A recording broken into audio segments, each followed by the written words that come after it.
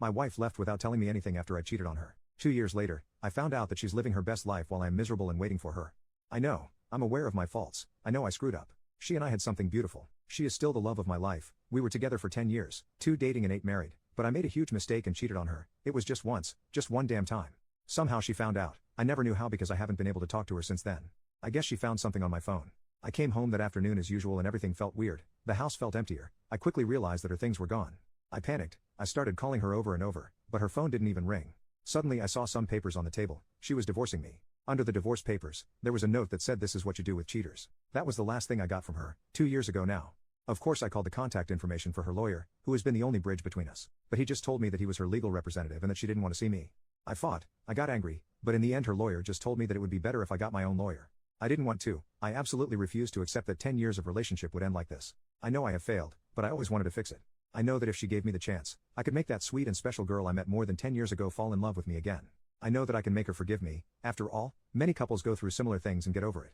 Why can't we be one more couple in that statistic? Why after 8 years of marriage am I thrown away like garbage for a mistake? I don't deserve so much indifference. I haven't been able to see her or even hear her voice in 2 years. 2 years of not being able to see or talk to the person you love the most is too much of a punishment. This situation has destroyed me emotionally, mentally and even physically. I ended up consuming an unhealthy amount of alcohol, weeks of barely eating, not sleeping. I was a zombie for months. I was just functioning on automatic. I wanted to die, but I couldn't let myself die because I always held on to hope that she would come back. My therapist says it's really hard when you can't get closure from a relationship because your mind can't process that the relationship is over, so you're always thinking that person will knock on the door or that you'll wake up from sleep and they'll be there by your side.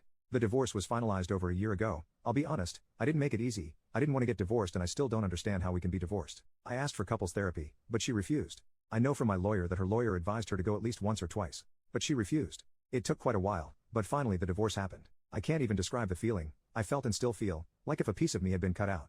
I know I hurt her, I know I failed, but I think we all deserve a second chance. When I couldn't take the pain anymore, I decided to start therapy. My therapist doesn't give me advice to get her back. He only focuses on me moving on with my life, encouraging me to meet new people and go out on dates, but I don't want to. At this point I'm not even interested in sex anymore. A few days ago something happened that completely shattered me. I was having a few beers with my friend at my house. Let's call him Nick. We were both pretty intoxicated. I started talking about my wife. And he said to me, you should put more effort into getting over her. She's over you and is happy having a life away from you. You should do the same. You can't live in this self-pity all your life. Something in his words hit me, but not in the way he expected. He spoke with a lot of confidence that my wife is over me and is happy now. How does he know that? At this point, I got angry and started pressuring him to talk. He refused. I pressed as hard as I could. I cried. I begged him to tell me if he knew something. I needed to know something about her. Until he finally told me. His wife has been in contact with my wife for the last year. They were great friends and I remember Sabrina, my friend's wife, being very sad about losing contact with my wife. The thing is that my wife went to live in Norway, got married to a guy there and is about 7 months pregnant. I felt like dying. I literally felt like dying with this information. How could she do this to me? How could it be that while I was crying, getting intoxicated, missing her and wanting to die every day, she was happily on the other side of the world, getting married, fucking and getting pregnant by another guy? How could it be that she didn't have a child with me in many, many years, to the point that I thought she was infertile, but she got pregnant by this new guy so easily? Where did this guy come from? I have no answers for absolutely anything and I feel like I can't go on with my life without these answers. The only thing I can think of is that she had revenge sex with the first Norwegian guy she came across and got pregnant and decided to keep the baby. Maybe she got married because she wanted to stay in that country legally and I guess like in most countries, getting married is a good option for that. I don't know. These thoughts are unaliving me. I refuse to think that she is in love with him.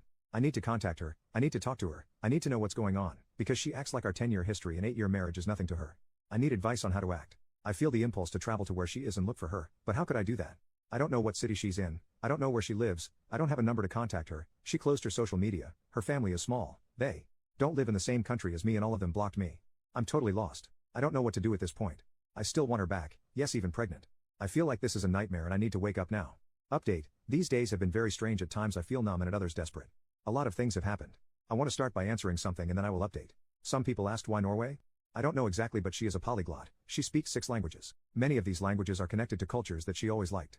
Norwegian is just one of them. She has always been interested in Norwegian culture. She has been there before, but she is also interested in other cultures and speaks other languages, so for me that was never an indicator that she might have gone to this country. Regarding the update, the first thing I will say is that the post reached some people in my circle. Sabrina's sister is on Reddit. She knows the story and realized it was me. She told Sabrina. Sabrina is angry at Nick for revealing information. Nick is angry at me for posting on Reddit and because he says I pressured him to talk. I am angry at both of them for being 2 a-holes who watched me suffer for 2 years and decided not to help me. They didn't care about my marriage. Why should I care about their marriage? Sabrina could have given me my ex-wife's phone number a long time ago, but she decided to prioritize her friendship with my ex instead of helping 2 friends mend their marriage. Meanwhile, no one cared about my feelings. I'm done with them at this point. Regarding my ex-wife, I've been thinking a lot. she can't just disappear. I convinced myself that if I searched hard enough I could find something related to her. I follow some of her relatives from a fake Instagram account but I never found anything related to her. I searched a lot, really a lot, and found a name that I had seen before but that hadn't caught my attention until then. It was a lady with a name that is not typical in the United States or my wife's country. She is not American, and a very strange last name. I went to her Instagram profile and she had no pictures or anything, just a small profile picture that you can barely see. I decided to look her up on Facebook and found the same lady with the same profile picture. Only her Facebook profile is quite open. She is indeed a lady from Norway.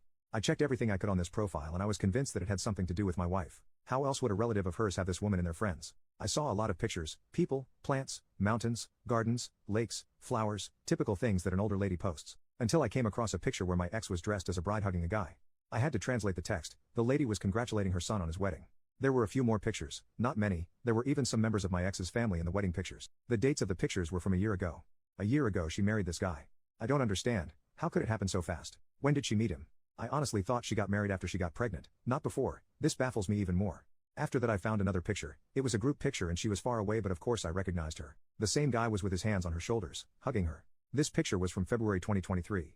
To be clear, she left in May 2022. How is she with someone in February 2023? Only 9 months and she's already in a stable enough relationship that he's introduced her to his family? What the hell is going on here? I feel like I have even more questions in my head now. I know I shouldn't be upset, but I am. I know I lost her because I was an idiot, but it's hard to get this feeling out of my head right now. Anyways, for those who had imagined this fantasy that my ex is with some kind of Norwegian Chris Hemsworth, let me tell you. It's not like that.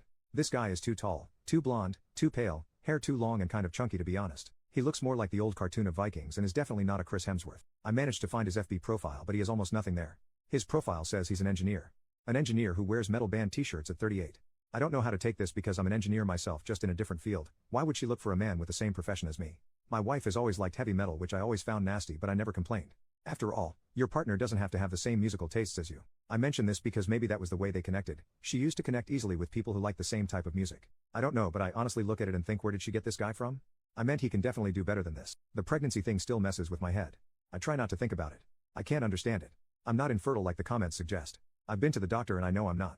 But God, it kills me to think that she's going to have another man's child. I don't get it. I feel like this is beyond anything I ever imagined. And no, I'm not going to go to Norway. I'm not going to try to contact her. I still want to see her and talk to her, but I obviously can't force her to do that. I have too much to deal with right now and too much to talk about in therapy. If by any chance this post reaches my ex, I want you to know that I still love you. You know where to contact me. If by any chance this post reaches the new dude, I want you to know the only reason you have a chance with this woman is because a big idiot halfway across the world completely ruined it. You most probably met a woman who was probably very broken from her divorce. You took advantage of her situation and trapped her with a baby. You don't know how to play fair. Sabrina and Nick, F you.